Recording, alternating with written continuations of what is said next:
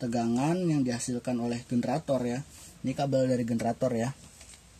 Ini kabel dari generator ya, dua ini itu akan banyak berpengaruh ya tegangannya itu terhadap jumlah plasma yang dihasilkan. Semakin besar tegangannya, maka semakin besar juga potensi ionisasi yang terjadi seperti itu.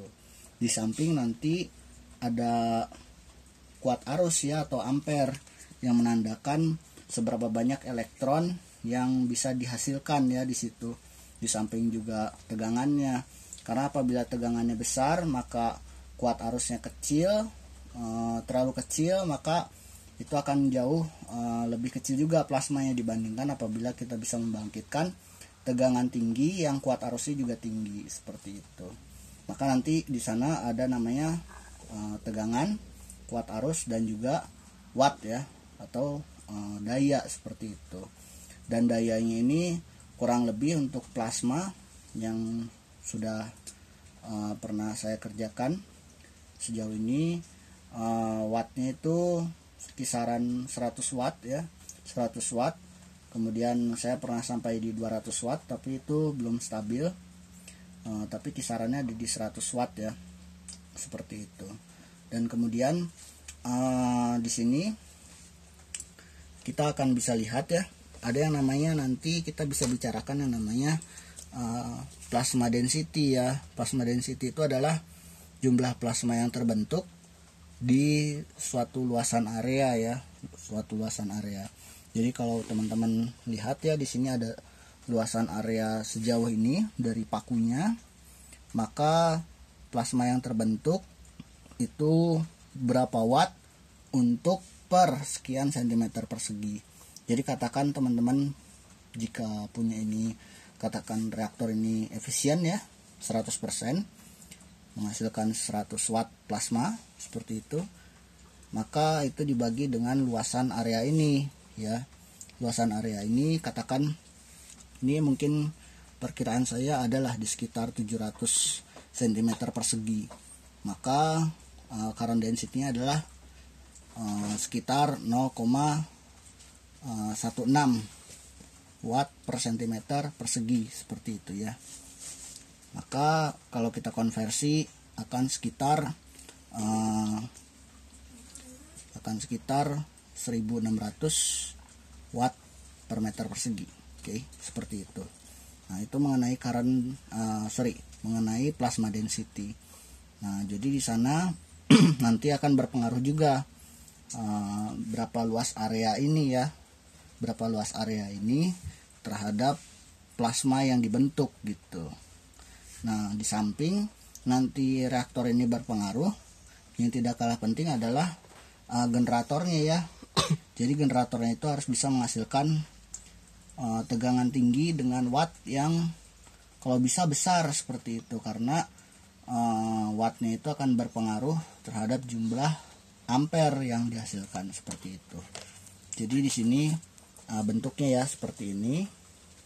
Ini bisa kita amati ya dari jumlah jarum, luasannya. Kemudian nanti teman-teman juga bisa amati ya, kalau dari yang seperti ini itu memiliki beberapa kelemahan teman-teman. Salah satunya proses ionisasi ya, atau ionisasinya itu hanya berada di sekitar jarum seperti itu. Maka nanti bentuknya dia akan seperti payung ya, seperti payung. Jadi dari sini ke bawah seperti itu. Nanti akan saya lihatkan di video yang kedua ya. Nah, nanti ini akan menghasilkan suatu ketidakseragaman ya, ketidakseragaman ionisasi di luasan area yang kita plasma.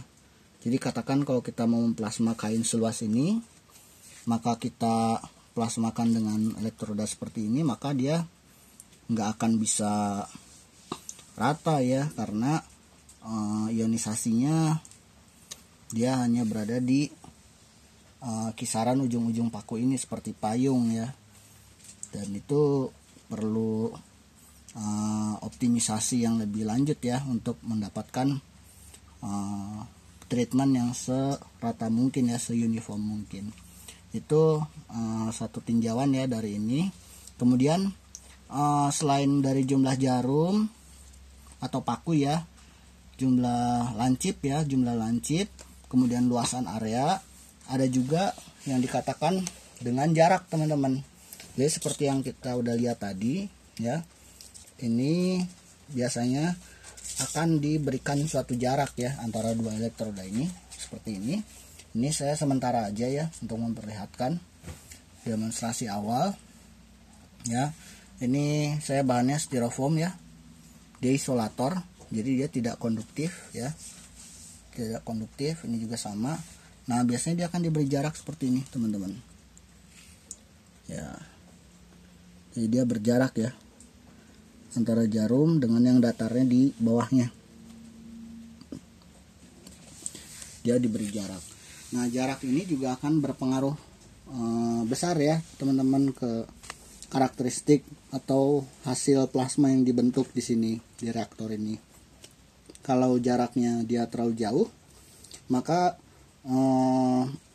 potensial ionisasi yang kita hasilkan itu akan semakin kecil juga ya teman-teman, karena di sana proses dari ionisasi itu untuk corona ya, kalau kita bicara ini kan khusus corona ya, itu membutuhkan jarak yang optimum. Artinya optimum itu nggak boleh jauh, nggak boleh dekat.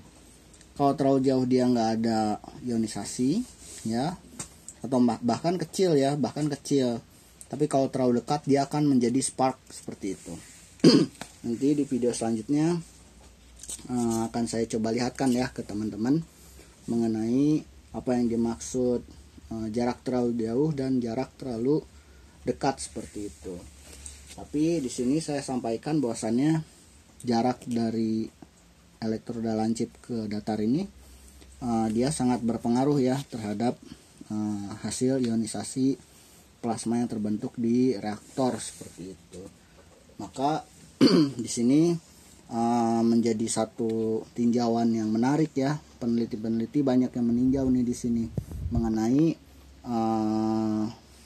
jarak dari masing-masing elektroda. Biasanya nanti mereka akan memvariasikan jarak ya. Ada jaraknya katakan 5 cm, 4 cm, 3 cm, dan itu divariasi terus sampai nanti mereka mendapatkan jarak yang paling optimum untuk mentreatment kain seperti itu. Dan di sana juga terlihat ya, nanti di video selanjutnya itu akan terjadi spark ya. Itu salah satu dari kelemahan proses corona ya. Proses corona itu rawan terjadinya spark ya, spark. Kemudian di sini kalau terjadi spark maka itu akan menggagalkan proses ionisasi yang terjadi ya untuk sekejap seperti itu. Maka sebetulnya yang harusnya itu adalah plasma yang dihasilkan secara stabil ya. Jadi dia tidak arcing, tidak spark ya, tapi dia menghasilkan ionisasi yang dicirikan dengan warna ungu seperti itu. Ya, jadi saya review ulang ya dari awal tadi. Jadi ada jumlah jarum, kemudian luasan area ya, luasan area. Jadi luasan area dari si elektrodanya ini. Kemudian ada juga dari jarak ya, jarak antara elektroda. Kemudian apabila generatornya itu bisa di custom ya, maka kita akan bisa memperoleh juga variasi tegangan ya, variasi high voltage nya. Jadi di sini kita bisa peroleh katakan 10.000 kilovolt, 10.000 volt, 20.000 volt, 30.000 volt, 40.000 volt, dan seterusnya ya. Itu akan berpengaruh juga dengan berapa banyak plasma yang dibentuk di sini seperti itu. Tegangan ya, kemudian juga besarnya arus ya, watt, itu juga berpengaruh seperti itu. Jadi mungkin secara garis besar seperti itu yang bisa dijelaskan ya di video ini. Jadi ini hanya brief saja ya secara garis besar bahwasannya apa saja yang berpengaruh sih di reaktor ini ya. kenapa ini harus jarum, kenapa ini harus luasnya sekian, kenapa ini lebar harus sekian, kemudian jaraknya, ini ada jarak ya, jaraknya harus sekian. Nah itu salah satunya yang sudah saya jelaskan tadi. Ya ini hanya garis besar. Nah nanti kemudian apabila ada yang kurang jelas bisa didiskusikan kembali lebih lanjut gitu ya teman-teman. Ya mungkin cukup sekian. Terima kasih ya. Bisa dilanjutkan untuk lihat video yang selanjutnya, mungkin seperti itu teman-teman.